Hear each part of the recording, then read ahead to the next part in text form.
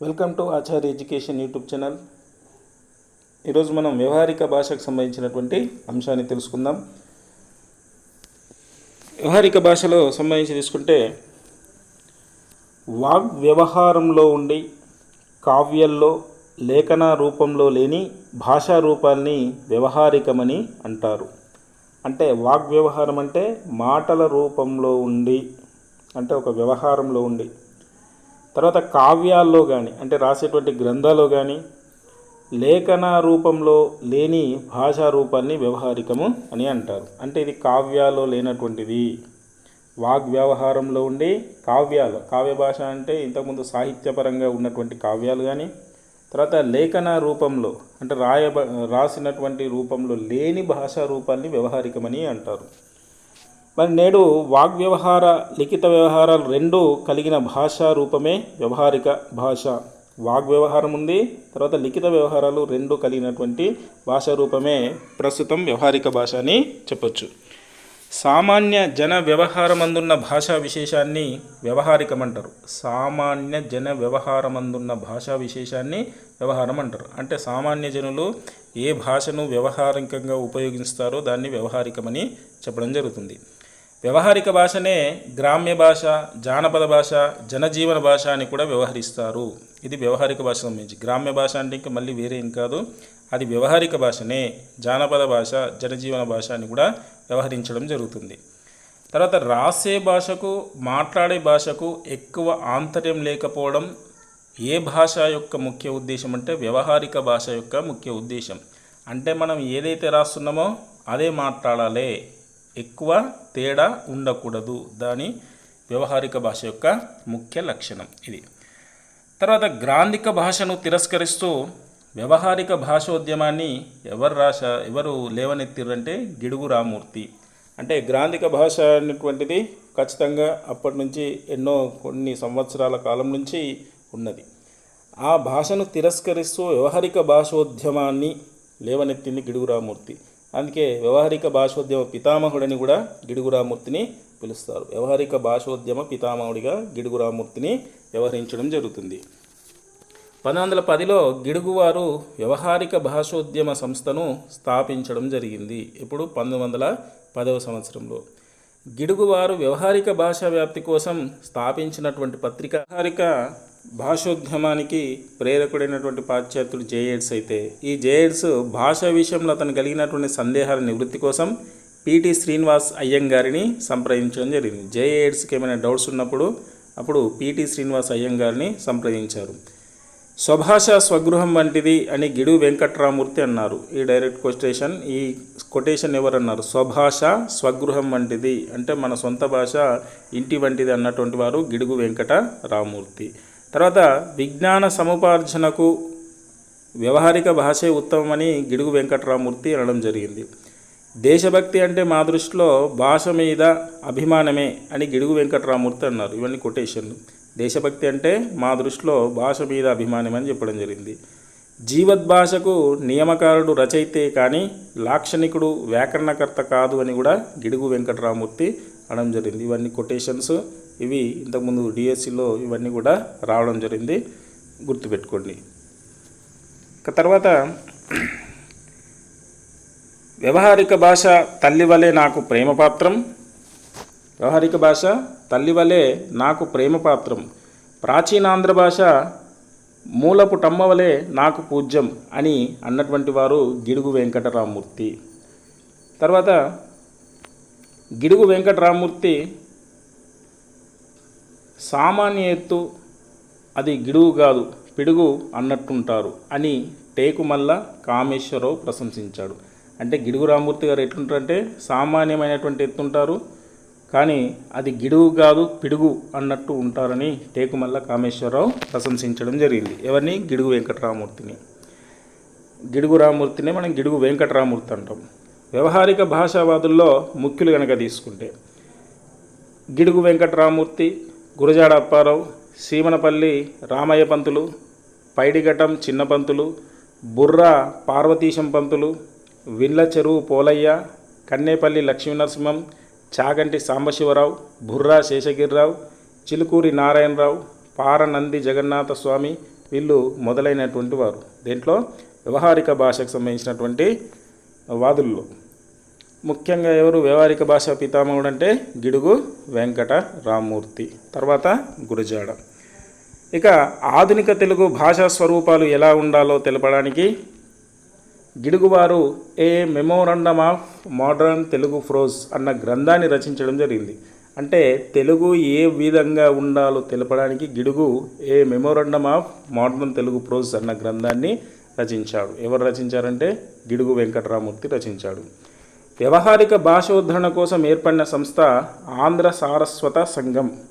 వాళ్ళ ఆంధ్ర సాహిత్య పరిషత్ ఎట్లయితే గ్రాంధిక భాషావాదులు చేశారో, వ్యవహారిక భాషోద్ధరణ కోసం ఏర్పడిన సంస్థ ఆంధ్ర సారస్వత సంఘం. ఆంధ్ర సారస్వత సంఘం స్థాపకులు కిలాంబి రామానుజాచార్యులు స్థాపించడం జరిగింది. దీన్ని ఆంధ్ర సారస్వత సంఘాన్ని. ఇక వ్యవహారిక భాషావాదంపై వచ్చినటువంటి రచనలు మనం తెలుసుకుందాం. డీసెంట్ పత్రము గురజాడ అప్పారావు, తర్వాత కళింగ దేశ చరిత్ర గురజాడ అప్పారావు, ఆధునికాంధ్ర రచన గురజాడ అప్పారావు, ప్రాదెనుగు కమ్మ ఇది గిడుగు రామ్మూర్తి, ఏ మెమోరండమ్ ఆన్ మోడర్న్ తెలుగు అనేటువంటిది గిడుగు రామ్మూర్తి, తర్వాత గ్రీకు పురాణ కథలు శెట్టి లక్ష్మీ నరసింహం, వసంతసేన శెట్టి లక్ష్మీ నరసింహం, బీజ గణితం పిటి శ్రీనివాస్ అయ్యంగార్, తర్వాత లాంగ్వేజ్ లైఫ్ అండ్ డెత్ అనేటువంటిది పిటి శ్రీనివాస్ అయ్యంగార్, విధిలేక వైద్యుడు వేదం వెంకటాచలయ్య, తర్వాత ఆంధ్ర భాష సంస్కరణ తాతా సుబ్బరాయుడు, తర్వాత ఆంధ్ర భాష అనేటువంటిది వజ్జల చిన సీతారామశాస్త్రి, విమర్శాదర్శం అనేది బుర్రా శేషగిరిరావు, గ్రామ్యమా గ్రాంధికమా మల్లాది సూర్యనారాయణ శాస్త్రి, తర్వాత సొడ్డు అనేటువంటిది గిడుగు సీతాపతి, ది గ్రామ్య కాంట్రావర్సీ అనేటువంటిది సూరి శాస్త్రి. ఇవి మన వ్యవహారిక భాషావాదులకు సంబంధించి వ్యవహారిక భాషావాదంపై వచ్చినటువంటి రచనలు. ఇక తర్వాత వ్యవహారిక భాషకు సంబంధించినటువంటి ఇంకా కొన్ని అంశాలు మనం తెలుసుకునే ప్రయత్నం చేద్దాం. వ్యవహారిక భాషకు సంబంధించి 1910లో ప్రారంభమైనటువంటి భాషోద్యమం, ఏ భాషోద్యమం ప్రారంభమైందంటే 1910లో వ్యవహార భాషోద్యమం ప్రారంభమైంది. ఇంతకుముందు వచ్చినటువంటి ప్రశ్నలు ఇవన్నీ. వ్యవహార భాష అనగానే గుర్తుకు వచ్చేది ఎవరు? ఇంకెవరు? గిడుగు రామ్మూర్తి. వ్యవహార భాషోద్యమానికి జీవితాన్ని అంకితం చేసినటువంటి భాషావేత్త గిడుగు రామ్మూర్తే. విశాఖ కేంద్ర స్థానంగా పర్యవేక్షణాధికారిగా నియమింపబడినవాడు జేఏ ఎడ్స్, అంటే అప్పుడు ఉన్నటువంటి బ్రిటిష్ వారికి సంబంధించినటువంటి విశాఖ కేంద్ర స్థానంగా పర్యవేక్షణాధికారిగా నియమింపబడినవాడు జేఏ ఎడ్స్, వ్యవహారిక భాషోద్యమ ప్రేరకుడు ఇతను కూడా. తర్వాత ఉపాధ్యాయ వార్షిక సమావేశాలు ఏర్పరిచింది జేఏ ఎడ్స్. వ్యవహార భాషోద్యమ ప్రేరకుడు ఎవరంటే జేఏ ఎడ్స్. జేఏ ఎడ్స్ భాషా విషయంలో ఎవరిని కలిశాడు? పిటి శ్రీనివాస్ అయ్యంగార్, మనం ఇప్పుడే తెలుసుకున్నాం. తర్వాత జేఏ ఎడ్స్ సంబంధించి దొరగారికి గ్రాంధిక వ్యవహారిక భాషలపై ఉన్న అనుమానాలు తీర్చినటువంటి వారు గురజాడ అప్పారావు, తర్వాత గిడుగు రామ్మూర్తి అనేటువంటి వారు. ఇది దేనికి సంబంధించి? గ్రాంధిక భాషకు సంబంధించి. వ్యవహారిక భాషకు సంబంధించి పిటి శ్రీనివాస్ అయ్యంగారికి సంబంధించినటువంటి కలుసుకోవడం జరిగింది ఈ విధంగా. తర్వాత దీనికి సంబంధించినటువంటి వ్యవహారిక భాషకు సంబంధించినటువంటి కొన్ని అంశాలు మనం తెలుసుకుందాం. వాగ్వ్యవహారంలో ఉండి కావ్యాల్లో లేఖన రూపంలో లేని భాషా రూపాన్ని వ్యవహారికం అంటారు అని మనం తెలుసుకుందాం. జీవద్భాషకు నియమకారుడు రచయిత కానీ లాక్షణికుడు వ్యాకరణకర్త కాదు అన్నది గిడుగు వెంకట రామ్మూర్తి. వ్యవహార భాషావాదులు ఎవరో మనం ఆల్రెడీ ఇవి తెలుసుకున్నాం. గిడుగు రామ్మూర్తి, గురజాడ అప్పారావు, పైడిఘటం, చినపంతులు, బుర్రా పార్వతీశం, చాగంటి సాంబశివరావు, బుర్రా శేషగిరిరావు, చిలుకూరి నారాయణరావు, పారనంది జగన్నాథస్వామి అనేటువంటి వారు వ్యవహారిక భాషావాదులు. ఒకవేళ ఈ క్రింది వాటిలో వ్యవహారిక భాషావాదులు ఎవరు, గ్రాంధిక భాషావాదులు ఎవరు అనేది మనకిస్తే ఈ అంశాలు మనం గుర్తుంచుకోవడానికి సులభంగా ఉంటుంది. తర్వాత వ్యవహారిక భాషోద్యమ రచనలు రచయితలకు సంబంధించి తీసుకుంటే పిటి శ్రీనివాస్ అయ్యంగారికి సంబంధించి బీజగణితం, తర్వాత లాంగ్వేజ్ లైఫ్ అండ్ డెత్ అనేటువంటి మనకు పిటి శ్రీనివాస్ అయ్యంగారు రాయడం జరిగింది. తర్వాత గురజాడ అప్పారావు డీసెంట్ పత్రము, ఆధునికాంధ్ర రచన, కళింగ దేశ చరిత్ర అనేటువంటిది రాయడం జరిగింది. తర్వాత శెట్టి లక్ష్మీ నరసింహం గ్రీకు పురాణ కథలు వసంతసేన అనేటువంటిది రాశాడు. బుర్రా శేషగిరిరావు విమర్శాదర్శము రాయడం జరిగింది. ఇవి వ్యవహార భాషోద్యమ కొన్ని రచనలు రచయితలకు సంబంధించి. ఇంకా గిడుగు వెంకటరామూర్తికి సంబంధించి ఆంధ్ర పండిత బిషక్కుల భాషా భేషజం, ఆంధ్ర పండిత బిషక్కుల భాషా భేషజం అనేటువంటిది. ఇంకా బాలకవి శరణ్యం, తర్వాత గద్య చింతామణి, ఏ మెమోరండమ్ ఆఫ్ మోడర్న్ తెలుగు అనేటువంటిది గిడుగు వెంకటరామూర్తి రచించినటువంటి ఇవన్నీ. ఆంధ్ర పండిత బిషక్కుల భాషా భేషజమని, బాలకవి శరణ్యం, గద్య చింతామణి, ఏ మెమోరండమ్ ఆఫ్ మోడర్న్ తెలుగు అనేటువంటి. తర్వాత వజ్జల చిన్న సీతారామ శాస్త్రికి సంబంధించి ఆంధ్ర భాషా వ్యాసం, వేద వెంకటరాయ శాస్త్రి విధిలేఖ వైద్యుడు, తాత సుబ్బరాయ శాస్త్రి ఆంధ్ర భాష సంస్కరణ, గిడుగు రామ్మూర్తి నిజమైన సంప్రదాయం అనేటువంటి రాయడం జరిగింది. ఇంకా దీనికి సంబంధించి కూడా కొన్ని విశేషాంశాలు కూడా మనకు ఉన్నాయి. గ్రాంధిక భాషా గ్రంథాలలో కనబడేదే కానీ వినబడేది కాదు అన్నది గిడుగు రామ్మూర్తి పంతులు. అంటే గ్రాంధిక భాష ఎట్లుంటుంది, అది గ్రంథాలలో కనబడేదే కానీ వినబడేది కాదు. అంటే గ్రాంధిక భాష గ్రంథాలనే ఉంటుంది, వినబడేది కాదు. నిత్య వ్యవహారంలో మనం వేరే మాట మాట్లాడతాం. ఈ స్టేట్మెంట్ ఇచ్చింది గిడుగు రామ్మూర్తి పంతులు. తర్వాత శాస్త్రీయ పద్ధతుల్లో భాషా విశ్లేషణ చేయడానికి బహుకాలంగా శ్రమించిన పండితుడు గిడుగువారు తప్ప మరొకడు లేడు అని అన్నది గురజాడ అప్పారావు. అంటే భాషా విశ్లేషణ చేయడానికి చాలా కాలం శ్రమించినటువంటి పండితుడు గిడుగు తప్ప మరొకడు లేడు అని గురజాడ అప్పారావు ఇచ్చాడు ఈ స్టేట్మెంటు. 1965లో అధికార భాష సంఘం ఎలా ఉండాలనే విషయంపై ప్రభుత్వం వేసినటువంటి కమిటీకి అధ్యక్షుడు ఎవరంటే పింగళి లక్ష్మీకాంతం. మనకు తెలుగు అధికార భాష సంఘం ఉంది కదా, ఆ భాషా సంఘము మరి ఎలా ఉండాలి అనే దానికి కమిటీ వేసిన దానికి అధ్యక్షుడు పింగళి లక్ష్మీకాంతం. తెలుగు అకాడమీ ఏ సంవత్సరంలో స్థాపించబడింది, ఇది కూడా ఇంపార్టెంట్. ఇంతకుముందు వచ్చింది 1968 ఆగస్టు 6. తెలుగు భాషను అధికార భాషగా గుర్తించాలని శాసనసభలో అనేకసార్లు ప్రస్తావించింది వావిలాల గోపాలకృష్ణయ్య.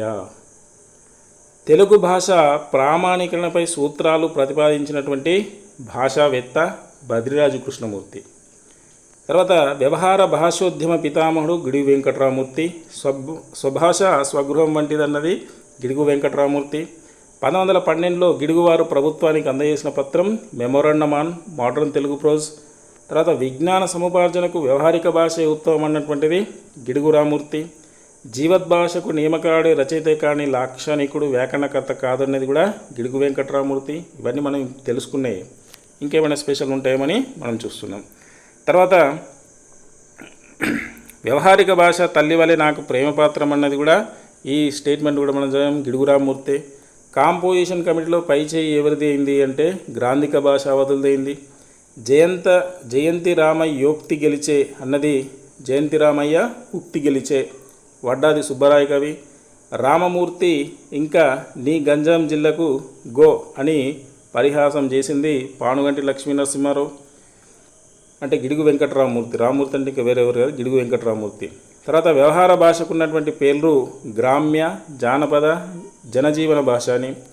గిడుగువారి వ్యవహారిక భాషోద్యమానికి జీవం పోసినటువంటి రచయిత గురజాడ అప్పారావు, అతను రచించినటువంటి రచనలు.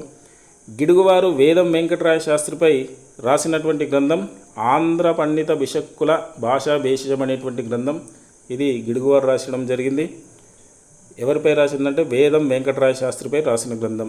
కొక్కొండ వెంకటరత్నం పంతులు గారి నాటకంలో ప్రసన్న రాఘవంలో తప్పులు పట్టుకున్నది వేదం వెంకటరాయ శాస్త్రి. తర్వాత వ్యవహార భాష కోసం వచ్చినటువంటి కమిటీలు తెలుసుకుందాం. ఆంధ్ర విశ్వకళా పరిషత్ ఎంఆర్ అప్పారావు కమిటీ. ఆంధ్రప్రదేశ్ ప్రభుత్వం వేసినటువంటి కమిటీలో పింగళి లక్ష్మీకాంతం గారి కమిటీ. ఉస్మానియా విశ్వవిద్యాలయం ప్రాచ్య భాషా పరిషత్. వెంకటేశ్వర విశ్వవిద్యాలయం విద్యా విషయ మండలి అనేటువంటిది వ్యవహారిక భాష కోసం వచ్చినటువంటి ఇవి 4 కమిటీలు వ్యవహారిక భాష కోసం వచ్చినటువంటి. తర్వాత గ్రాంధిక భాషను మాతృభాష అని, ఆధునిక భాషను జీవద్భాష అని వ్యవహరించినటువంటి వారు పిటి శ్రీనివాస్ అయ్యంగారు అని చెప్పడం జరిగింది. అంటే గ్రాంధిక భాష మాతృభాష, ఆధునిక భాష జీవద్భాష అనేటువంటిది శ్రీనివాస్ అయ్యంగారు చెప్పడం జరిగింది. 1919 ఫిబ్రవరి 28 తేదీన వర్ధమానాంధ్ర భాషా ప్రవర్తక సమాజానికి అధ్యక్ష స్థానం స్వీకరించింది కందుకూరి వీరేశలింగం. ఆంధ్ర విశ్వకళా పరిషత్ వారు వ్యవహార భాషను ఎప్పుడు ఆమోదించారంటే 1973 సంవత్సరంలో ఆమోదించడం జరిగింది. ఎవరు? ఆంధ్ర విశ్వకళా పరిషత్ వారు వ్యవహారిక భాషను ఆమోదించింది 1973. వ్యవహార భాషలో విశ్వవిద్యాలయ పాఠ్యాంశాలు ఉండవచ్చు అన్న ఏకాభిప్రాయం కోసం ఎవరి అధ్యక్షతన సమావేశం జరిగిందంటే పింగళి లక్ష్మీకాంత్. అప్పటి వరకు ఉన్నదంతా గ్రాంధిక భాషలోనే ఉంటుండే పుస్తకాలు. ఈ ఆమోదించిన తర్వాత తెలుగు అకాడమీ స్థాపన తర్వాత 1973లో ఈ ఆంధ్ర విశ్వకళా పరిషత్ తర్వాత ఇప్పుడు ఉన్నటువంటి యూనివర్సిటీలో అన్నీ కూడా వ్యవహారిక భాషను ప్రవేశపెట్టవచ్చు అనేటువంటి అంశాలు మనకు వచ్చినాయి. దీనికి సంబంధించి పింగళి లక్ష్మీకాంతం గారు కూడా మనకు ఈ అధ్యక్షతన సమావేశం జరిగింది. తర్వాత పిహెచ్డి గ్రంథాన్ని వ్యవహార భాషలో కూడా రాయొచ్చన్నది. పిహెచ్డి గ్రంథాన్ని వ్యవహార భాషలో రాయొచ్చన్నది ఎస్వియు. గిడుగువారి తుది విన్నపం ఎక్కడ చేశారు అంటే ప్రజామిత్ర ఆఫీస్ మద్రాసులో చేయడం జరిగింది. ఇంకా కొన్ని అంశాలు తెలుసుకుందాం. మద్రాసు విశ్వవిద్యాలయంలో తెలుగు బోర్డ్ ఆఫ్ స్టడీస్ వారు వ్యవహారీ భాషా పద ప్రయోగాన్ని ఎప్పుడు అంగీకరించారు అంటే మద్రాసు విశ్వవిద్యాలయానికి సంబంధించి తెలుగు బోర్డ్ ఆఫ్ స్టడీస్ వారు వ్యవహార భాషా పద ప్రయోగాన్ని ఏ సంవత్సరంలో అంగీకరించారంటే 1955 సంవత్సరంలో అంగీకరించడం జరిగింది. తర్వాత పాఠ్య గ్రంథాల్లో శైలి వ్యవహారిక భాషలో ఉండవచ్చని అభిప్రాయపడినటువంటి వారు బద్రిరాజు కృష్ణమూర్తి. అంటే పాఠ్య గ్రంథాల్లో వ్యవహారిక భాషలో ఉండొచ్చు అని అభిప్రాయపడ్డది బద్రిరాజు కృష్ణమూర్తి. కొవ్వూరులో జరిగిన పండిత సదస్సులో గిడుగువారు ప్రస్తావించినటువంటి భాష వ్యవహార భాష, జీవద్భాష అయినటువంటి వ్యవహార భాషను ప్రస్తావించారు. ఎక్కడ? కొవ్వూరులో జరిగిన పండిత సదస్సులో. గ్రాంధిక భాష పెద్ద పెద్ద పండితులకే అర్థం కానప్పుడు బడి పిల్లలకి ఎలా అర్థమవుతుంది? ఒకసారి మీరే ఆలోచించండి అన్నది గిడుగు. ఇది తుది విన్నపానికి సంబంధించినటువంటి దాంట్లో చెప్పడం జరిగింది. తర్వాత వ్రాసే భాషకు మాట్లాడే భాషకు మధ్య తేడా మరీ ఎక్కువైతే ప్రయోగ వ్యవస్థలో సంక్షోభం వస్తుంది అని చెప్పడం జరిగింది. తర్వాత పూర్వ కవుల ప్రయోగాల్లో వ్యవహారిక భాష వాడారని నిరూపిస్తూ గిడుగువారు ప్రచురించినటువంటి గ్రంథాలు బాలకవి శరణ్యం, గద్య చింతామణి అనేటువంటి పాడారు. అంటే పూర్వంలో ఉన్నటువంటి గ్రాంధిక భాషావాదులు కూడా ఎవరైతే ఉన్నారో అంటే కవులు ఎవరైతే ఉన్నారో వారు కూడా వ్యవహారిక భాషను వాడిరని నిరూపిస్తూ గిడుగువారు రచించినటువంటి బాలకవి శరణ్యం ఒకటి, గద్య చింతామణి ఒకటి. తర్వాత వ్యవహారిక భాషను గూర్చి ప్రచురించిన గిడుగువారి తెలుగు పత్రిక, వ్యవహారిక భాషకు సంబంధించినటువంటి ప్రచురించిన గిడుగువారి పత్రిక ఏంటంటే తెలుగు పత్రికను ఎవరు స్థాపించారు? మరి గిడుగు వెంకటరామమూర్తి స్థాపించారు. ఇదివరకు మనకు ప్రశ్నలు రావడం జరిగింది. తర్వాత ఆధునిక తెలుగు స్వరూపాన్ని గూర్చి గిడుగు రాసినటువంటి గ్రంథాలు a memorandum of modern Telugu prose, నిజమైన సాంప్రదాయం. ఈ 2 పుస్తకాలకు సంబంధించి ఆధునిక తెలుగు స్వరూపం గురించి గిడుగువారు రాసినటువంటి గ్రంథాలు. తర్వాత స్కూల్ ఫైనల్ క్లాస్కు పాఠ్య గ్రంథంగా నిర్ణయింపబడ్డ సులభ గ్రాంధికంలోని గ్రంథం శెట్టి లక్ష్మీ నరసింహం గారి గ్రీకు పురాణ కథలకు సంబంధించినటువంటిది. తర్వాత వ్యవహారిక భాషను అంగీకరించినటువంటి తొలి విశ్వవిద్యాలయం మద్రాసు విశ్వవిద్యాలయం. ఇది 1955 సంవత్సరంలో ఇది అంగీకరించింది. తర్వాత జనవాణి పత్రికలో వ్యవహారిక భాషను ప్రవేశపెట్టినవారు తాపి ధర్మారావు. ఇవి వివిధ రకాల పబ్లికేషన్స్లో ఉన్నటువంటి వ్యవహారిక భాషకు సంబంధించినటువంటి అంశాలు. ఇది వ్యవహారిక భాషావాదులు ఎవరెవరు, దీన్ని ఎవరు ఉద్యమాన్ని ముందుకు వేసుకొని నడిపించారు, ఎలా ఉంది అనేటువంటిది వ్యవహారిక భాషకు సంబంధించినటువంటి కొన్ని ముఖ్యమైనటువంటి అంశాలు.